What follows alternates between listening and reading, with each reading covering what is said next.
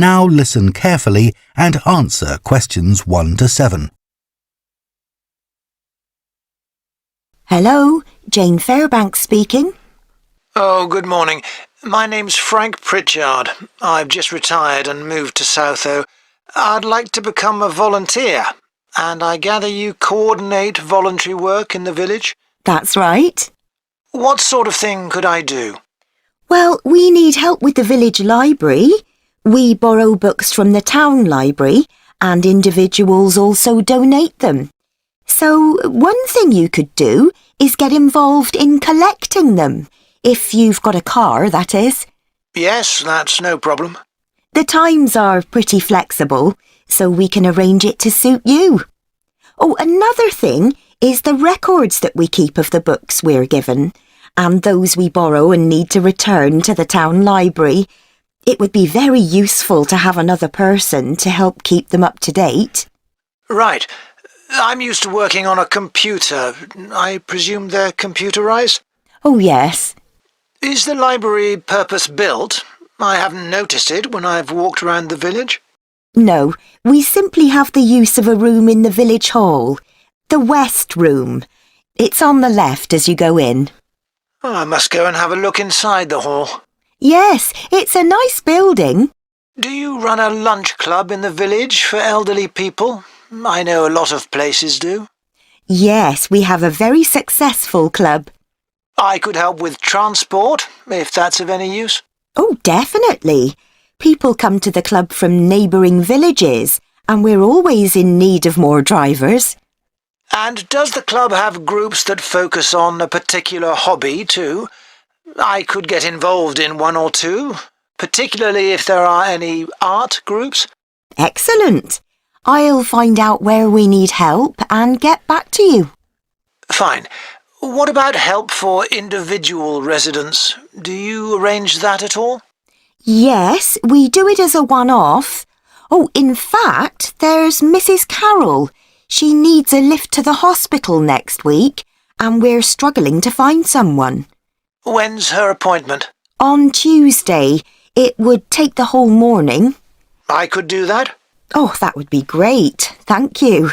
And also next week, we're arranging to have some work done to Mr. Salisbury's house before he moves, as he isn't healthy enough to do it himself. We've got some people to decorate his kitchen, but if you could do some weeding in his garden, that would be wonderful. OK, I'd enjoy that. And presumably the day and time are flexible? Oh, yes. Just say when would suit you best, and we'll let Mr. Salisbury know. Good. Before you hear the rest of the conversation, you have some time to look at questions 8 to 10.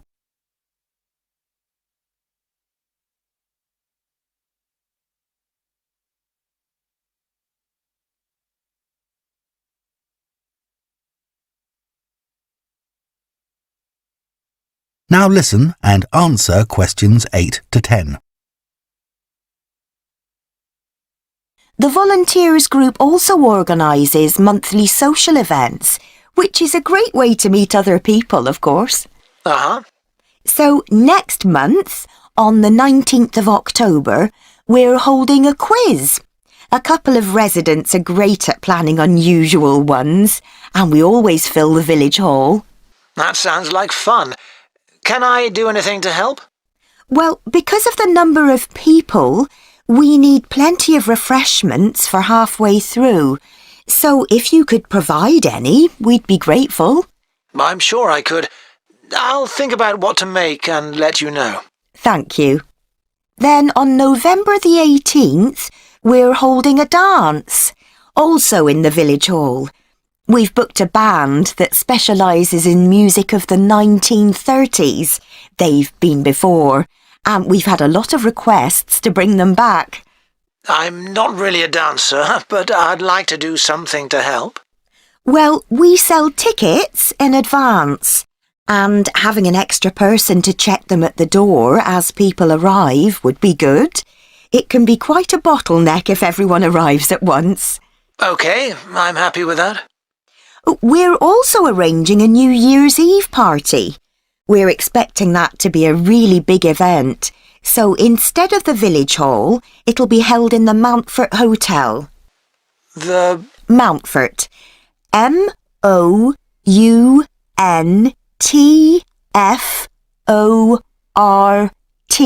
Hotel. It isn't in Southo itself, but it's only a couple of miles away. The hotel will be providing dinner, and we've booked a band. The one thing we haven't got yet is a poster.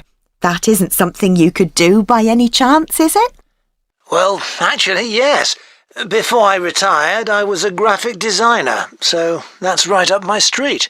Oh, perfect. I'll give you the details, and then perhaps you could send me a draft? Of course. That is the end of part 1. You now have half a minute to check your answers to part 1.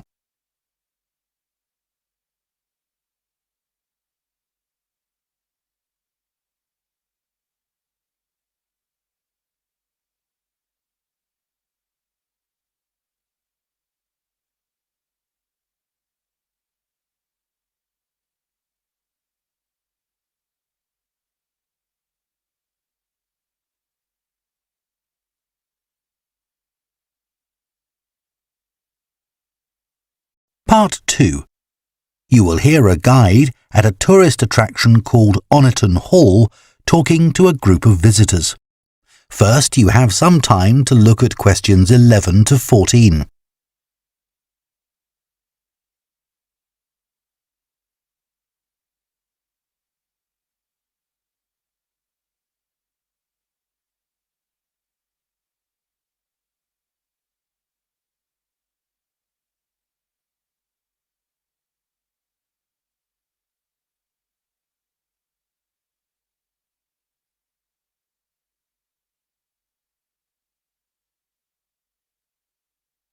Now listen carefully and answer questions 11 to 14.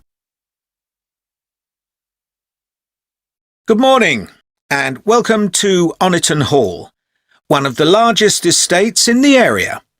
My name's Nick and I'm one of the guides. I'll give you a brief introduction to the estate while you're sitting down, and then we'll walk round. The estate consists of the house, gardens, parkland and farm, and it dates back to the 14th century. The original house was replaced in the late 17th century, and of course it has had a large number of owners. Almost all of them have left their mark, generally by adding new rooms, like the ballroom and conservatory, or by demolishing others. The farm looks much as it's always done, although the current owner has done a great deal of work to the flower beds. In the 17th century, the estate was owned by a very wealthy man called Sir Edward Downes. His intention was to escape from the world of politics after years as an active politician, and to build a new house worthy of his big collection of books, paintings and sculptures. He broke off contact with his former political allies and hosted meetings of creative and literary people, like painters and poets. Unusually for his time, he didn't care whether his guests were rich or poor, as long as they had talent. Big houses like Oniton had dozens of servants until the 1920s or 30s, and we've tried to show what their working lives were like. Photographs, of course, don't give much of an idea, so instead, as you go round the house, you'll see volunteers dressed up as 19th century servants going about their work. They'll explain what they're doing and tell you their recipes or what tools they're using. We've just introduced this feature to replace the audio guide we used to have available. I see there are a number of children here with you today. Well, we have several activities specially for children, like dressing up in the sorts of clothes that children wore in the past. And as it's a fine day, some of you will probably want to play in the adventure playground. Our latest addition is child-sized tractors that you can drive around the grounds. Before you hear the rest of the talk, you have some time to look at questions 15 to 20.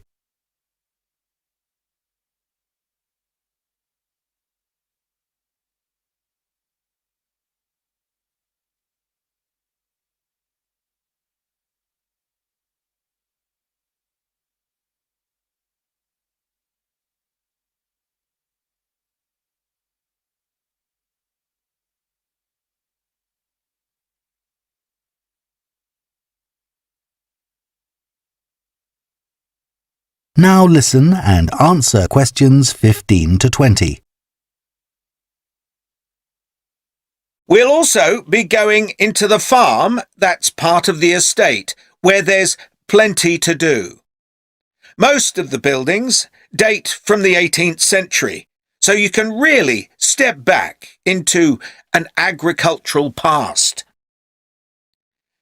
Until recently, the dairy was where milk from the cows was turned into cheese. It's now the place to go for lunch, or afternoon tea, or just a cup of coffee and a slice of homemade cake. The big stone building that dominates the farm is the large barn, and in here is our collection of agricultural tools. These were used in the past to plough the earth, sow seeds, make gates, and much more. There's a small barn, also made of stone, where you can groom the donkeys and horses to keep their coats clean. They really seem to enjoy having it done, and children love grooming them.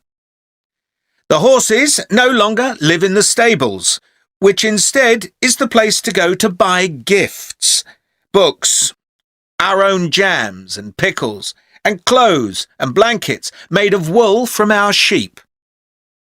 Outside the shed, which is the only brick building, you can climb into a horse-drawn carriage for a lovely, relaxing tour of the park and farm.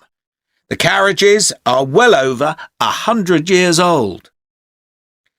And finally, the parkland, which was laid out in the 18th century with a lake and trees that are now well established.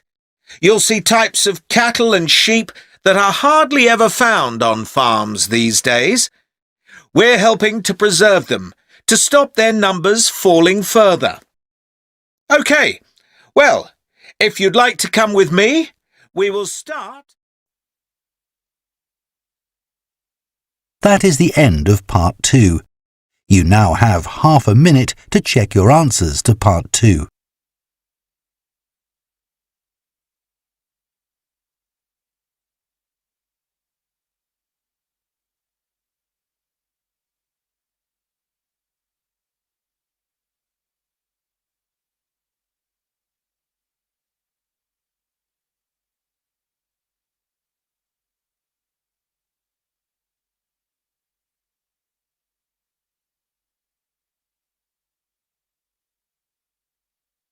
Part 3.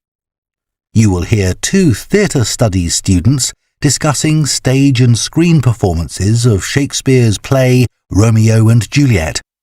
First, you have some time to look at questions 21 and 22.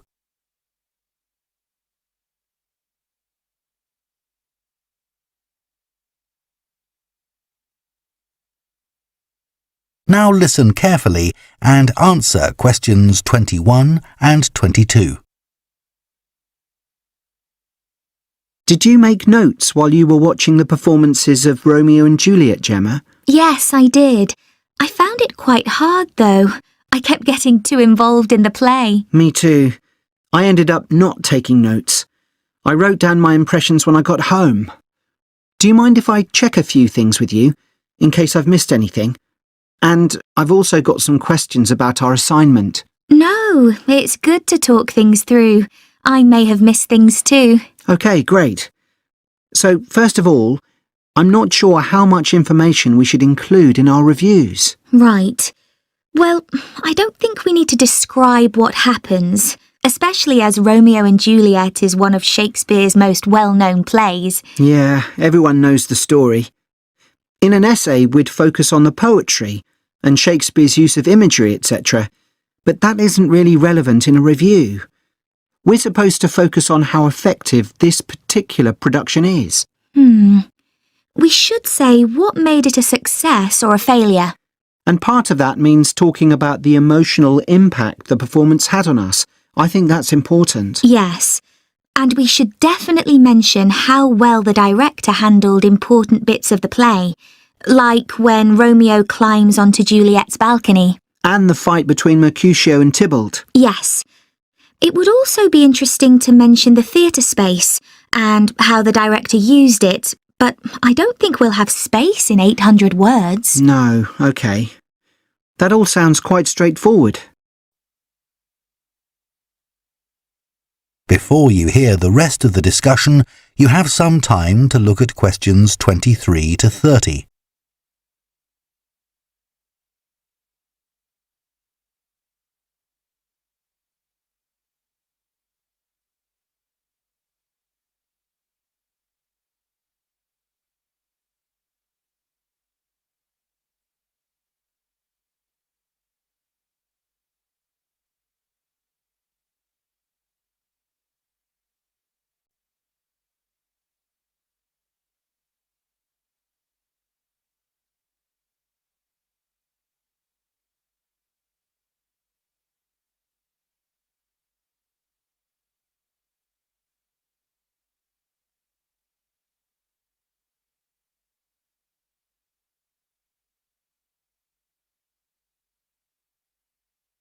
Now listen and answer questions 23 to 30. So, what about the Emporium Theatre's production of the play? I thought some things worked really well, but there were some problems too. Yeah. What about the set, for example? I think it was visually really stunning. I'd say that was probably the most memorable thing about this production. You're right. The set design was really amazing. But actually, I have seen similar ideas used in other productions. What about the lighting? Some of the scenes were so dimly lit it was quite hard to see. I didn't dislike it. It helped to change the mood of the quieter scenes. That's a good point. What did you think of the costumes? I was a bit surprised by the contemporary dress, I must say. Yeah, I think it worked well, but I'd assumed it would be more conventional. Me too. I liked the music at the beginning, and I thought the musicians were brilliant, but I thought they were wasted because the music didn't have much impact in Acts 2 and 3. Yes, that was a shame. One problem with this production was that the actors didn't deliver the lines that well. They were speaking too fast. It was a problem, I agree. But I thought it was because they weren't speaking loudly enough, especially at key points in the play. I actually didn't have a problem with that. It's been an interesting experience watching different versions of Romeo and Juliet, hasn't it? Definitely. It's made me realise how relevant the play still is. Right. I mean, a lot's changed since Shakespeare's time, but in many ways nothing's changed. There are always disagreements and tension between teenagers and their parents. Yes, that's something all young people can relate to, more than the violence and the extreme emotions in the play. How did you find watching it in translation? Really interesting. I expected to find it more challenging, but I could follow the story pretty well. I stopped worrying about not being able to understand all the words and focused on the actors' expressions. The ending's pretty powerful. Yes, that somehow intensified the emotion for me. Did you know Shakespeare's been translated into more languages than any other writer? What's the reason for his international appeal, do you think? I was reading that it's because his plays are about basic themes that people everywhere are familiar with. Yeah, and they can also be understood on different levels. The characters have such depth. Right, which allows directors to experiment and find new angles. That's really important because... That is the end of part 3. You now have half a minute to check your answers to part 3.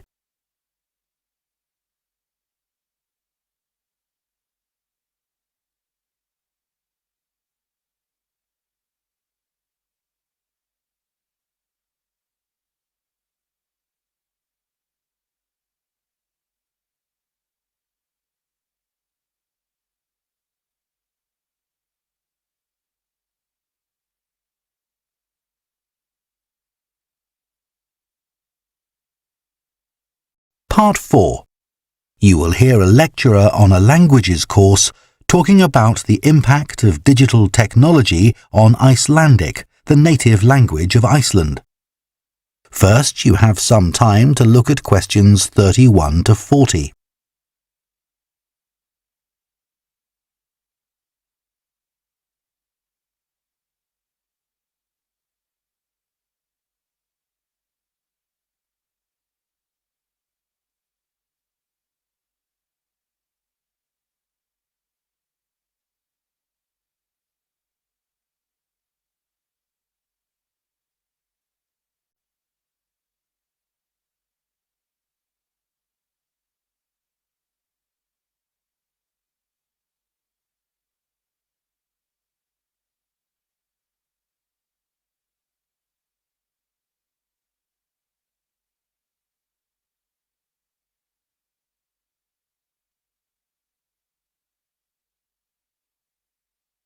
Now listen carefully and answer questions 31 to 40. Right, everyone, let's make a start.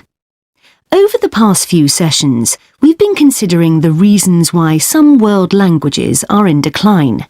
And today I'm going to introduce another factor that affects languages and the speakers of those languages, and that's technology, and in particular, digital technology.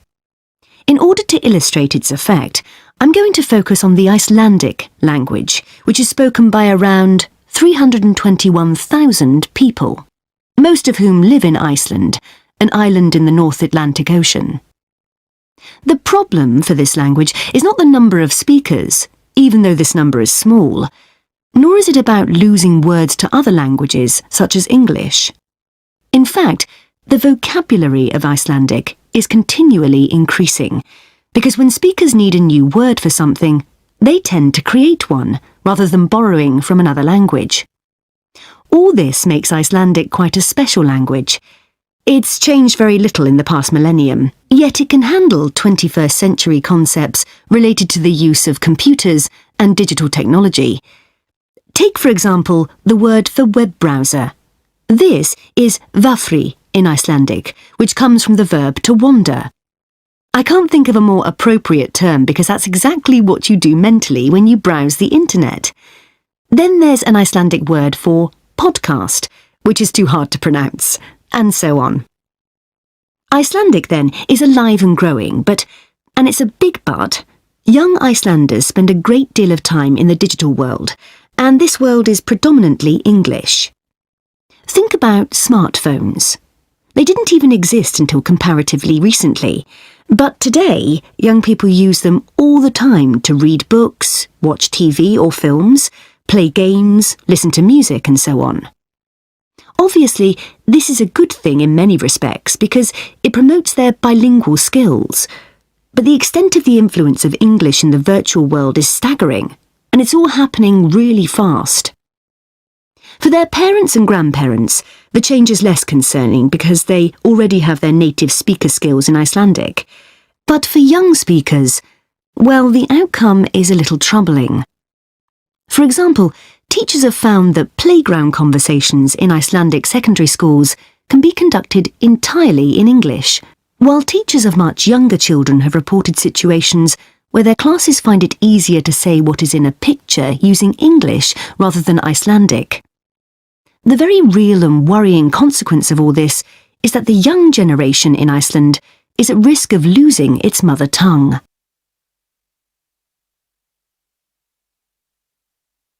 Of course, this is happening to other European languages too.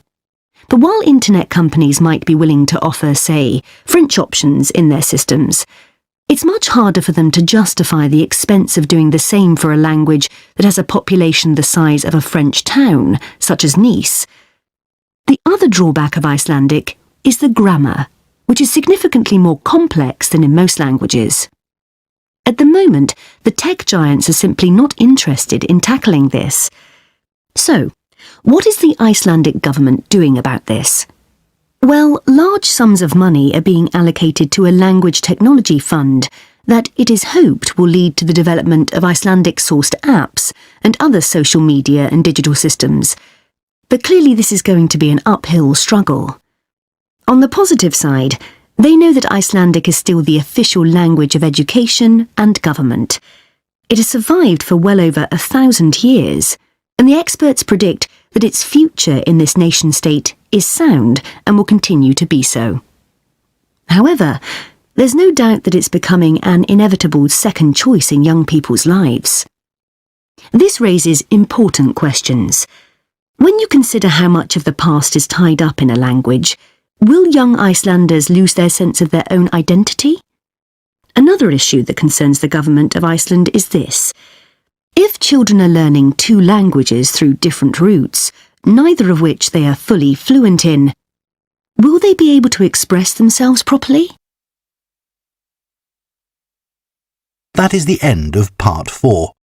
You now have 1 minute to check your answers to Part 4.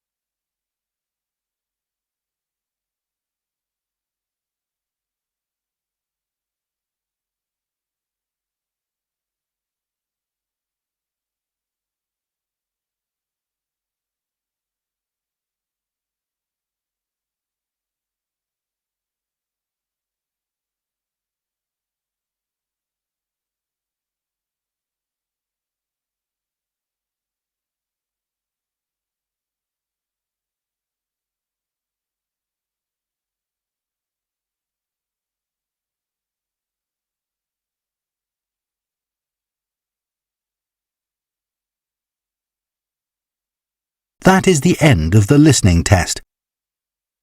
In the Ielts test, you would now have 10 minutes to transfer your answers to the answer sheet.